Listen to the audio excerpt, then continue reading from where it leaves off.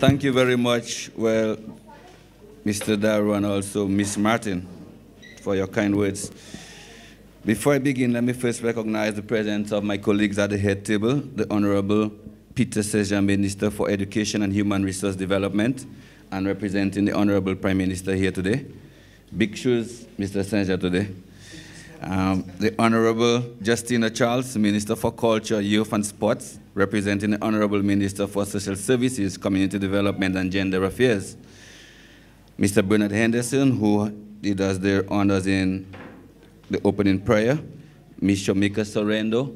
Let me recognize some important people in the audience. Mr. John Fountain, Local Government Commissioner, the Acting Permanent Secretary in the Ministry of Public Works.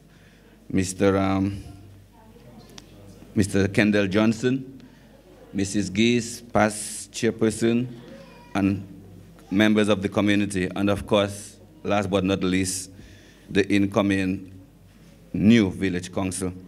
Let me thank you for, let me first of all say thanks for inviting me here to share a few words with you. And to let you know, as my good friend Mrs. Darroux said, that being called upon to serve, whether at the local level or at the national level, is no easy task. And I think my good friend Judy Darroux found that out, because I remember when she put herself up for council, and then she assumed the chairmanship of the village council. She and I had a good chat, and I told her, you have to prepare yourself, you have to tie your waist, okay? So you can know that if it's the pressure at this level, so you can very well imagine what is the pressure for us at the national level, okay, who have national duties and also the duties of the entire country and constituency in our portfolios. So let me just thank those who have volunteered to serve. I see a number of old faces. When I mean old, I don't mean in age, Mr. Barron, okay? So don't watch me cut ties. I mean been there for a while, and also some new members. And let me just, as I said, warn you that this is no easy task. And I can safely say here, as you would have heard from the report of the outgoing chairperson, that over the years, in my short tenure so far as a parliamentary representative, that I have tried my very best to work very closely with all community groups, whether village councils, village improvement committees, whatever the case may be.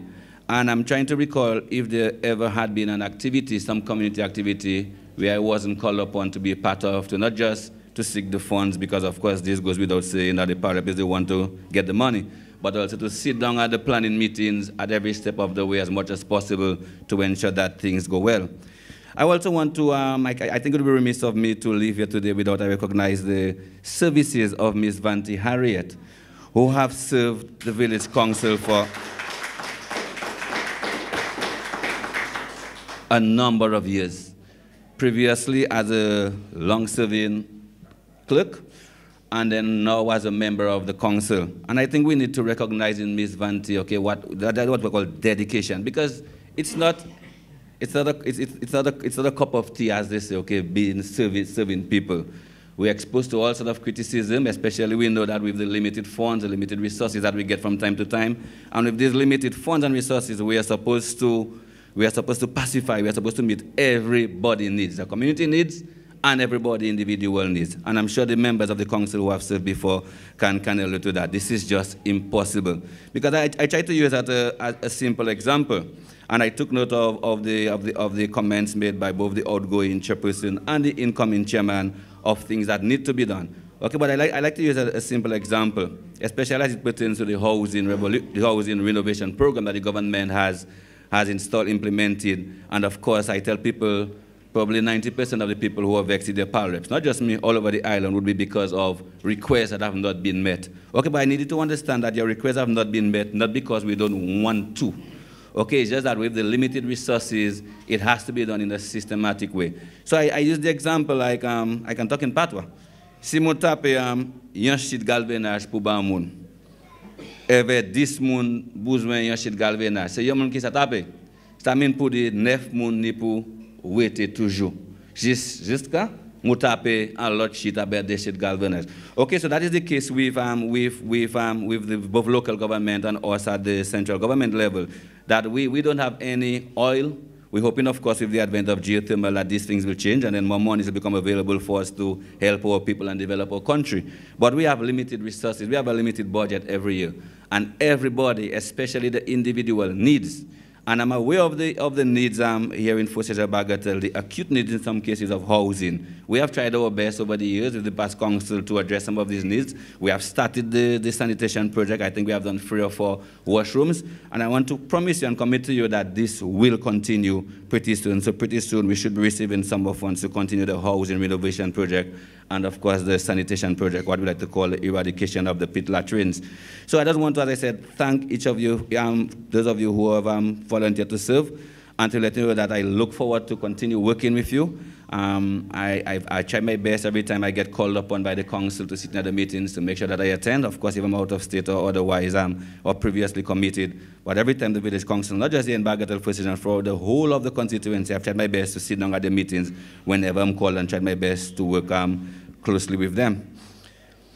I mentioned the number of activities and community activities that I've had the pleasure in assisting the council with. We spoke about the village festivals, the Puck Fest, and other community housing. We worked on a number of housing projects, sanitation, the road, and the outgoing chairman and the incoming chairman also mentioned the Abassa Road. And I'm not sure if they mentioned that. We have started this road with the council, and I want to really commend the village council and the contractor, Mr. Renal Alcindor, for the wonderful work they did with just $40,000, the amount of work that they did. And I think Teacher Angie, sorry, if you don't mind me, no?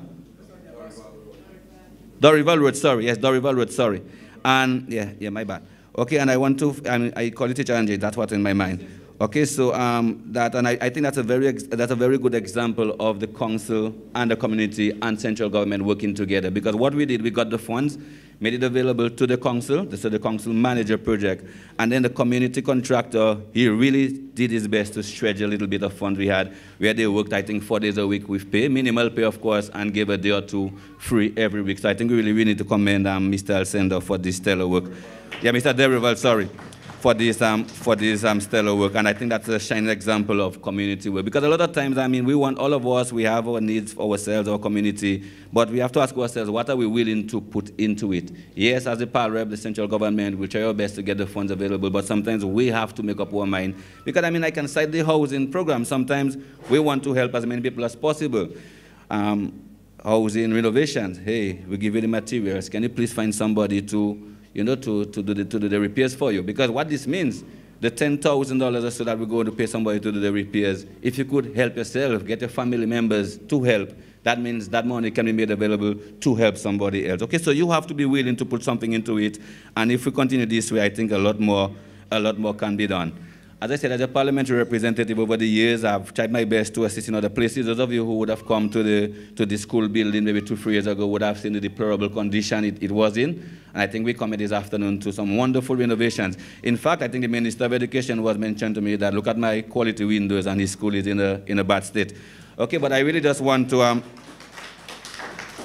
okay, so and one of the things that I have done in my short tenure so far as Parliament is to ensure that all the schools are well repaired, well renovated, to ensure that the students have a conducive environment, an environment conducive to learning. And I really want to state on the public record my good friend and neighbor to the north, Honourable Saint Jean, for his help so far as a bit older minister than myself, for helping me, especially when it comes to education assistance for my students, both, of course, at the community level and at the individual level, because we would know about our textbook allowance program, our scholarships, etc. And Mr. Saint Jean has done his best to ensure that whatever I ask for, that most times he meets most of the requests of mine. Yeah. So every now and then, we hear people say, and I hear people say, that nothing is happening in that part of the country. And while I'm the first to admit that there is still a lot more work to be done, there will always be work to be done. That we have done quite a bit. Very few people talk about the Cadbois water project, the water project at Cadbois, where we spent, I think, over $1 million in developing the old water system, replaced a number of the pipes. A 30,000 imperial gallon storage tank was built there. We had here people talk about that. The Carib filling station right next door. This was one of the first initiatives done under the Carib arrangement. And from all reports and purposes, the Fosager Fisheries Cooperative is doing a wonderful job in managing this filling station. So I said there have been significant improvement to the roads from Grand Bay back to Bagatelle. Of course, further afield is another story, Charlie, for another forum. Okay, but we have seen significant improvement to this road. And which is why maybe it would be an opportune time to mention that this afternoon we are going to hand over a check of $350,000 to the Fosager, to the new council, to continue the renovation of the roads from my good friend Ital all the way back to Fosager. So this afternoon at some point in the ceremony, we'll be asking our new chairman to sign the first document, the handing over of a contract of $350,000 towards this road renovation from the bridge back to Fosager. Okay, so we will see other improvements in terms of the Dubic area, which has been a concern, and I know we're not in Dubic, but it's a concern to the entire south and southeast. And under my ministry funds, you would have heard that funds made available on the World Bank project that we are going to address the situation with the Dubic Cliff. Okay, so I commit to working with you. As I said, we'll continue the housing renovation. We will continue the eradication of pit latrines. Already every day I go around, people meet me, Doc, I want a toilet, I want a flushing toilet. Okay, so we will continue. We'll continue to address these needs as time goes on a needs basis. We have seen as the both chair people, reported workers' comments on the renovation of the Bagatelle playing field, and I'm committed to letting you know that this will continue.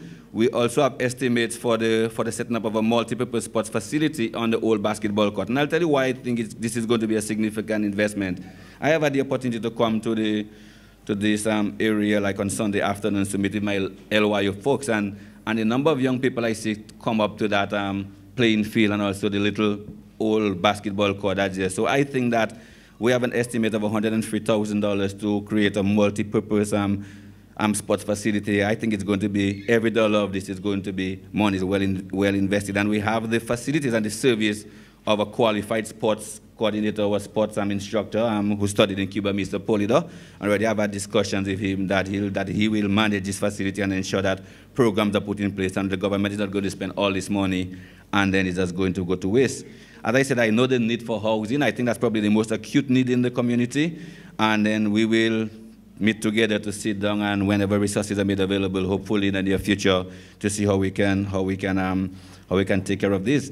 The $200 a month allowance, and I've had the pleasure recently going around myself to ensure that the 70 years and over people got registered for this $200 allowance. And we're hoping that in the next month or so that this thing can be implemented.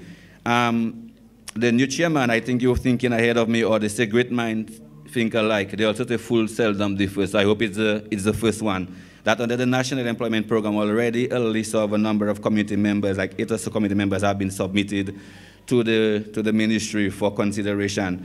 And some of these are towards a village enhancement team. Okay, so I will work forward, we'll work closely with the council so we can see how this can be implemented successfully. In the area of education, I will continue to seek scholarships, whatever. I mean, those of you who have kids young children going to school, we know that nobody has approached me for assistance in whatever the case may be, and they haven't received assistance. Care of the elderly is something that's also on our list under the National Employment Program.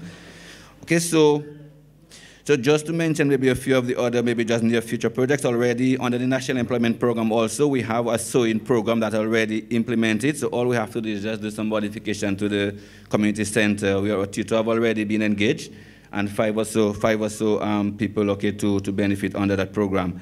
And we've already received free computers, so we could install in the Bagatelle in the resource center, so people who do not have access to internet facilities at their home can access, can come here, do their homework, do their research, etc. Okay, somebody mentioned the street lights, and I just wanted to know that on the People's Republic of China program that we have attended, those of you who follow the budget, the national budget, that is, we know that a serious program involving solar street lighting is about to be implemented nationwide. So we're hoping that some of the needs that you mentioned will be addressed under this program. So as I said, quite a few things have happened. Yes, there's a lot more that will happen. And I can assure you that, and there's no doubt that I'm going to be your next PAL rep after the next elections, that we will continue to work together to see that most of these things that you mentioned, okay, of course, those are feasible, you mentioned short-term, medium-term, and long-term, that will work together. And I know my good friend, Connie, Okay, spoke about the road. Already we've walked this road, and already I've noted the importance of this road, especially as it pertains to village expansion, as you mentioned, and to open out new housing lots. So all of these things, I look forward to sitting with you as soon as possible, next week if possible, so we can start discussing our plans and see which of these needs that you mentioned that can be addressed right away, and those that we can look forward to. So once again, I hope I wasn't too long. I'm not usually known for long speeches, and look forward to working with you in the near future. Thank you very much.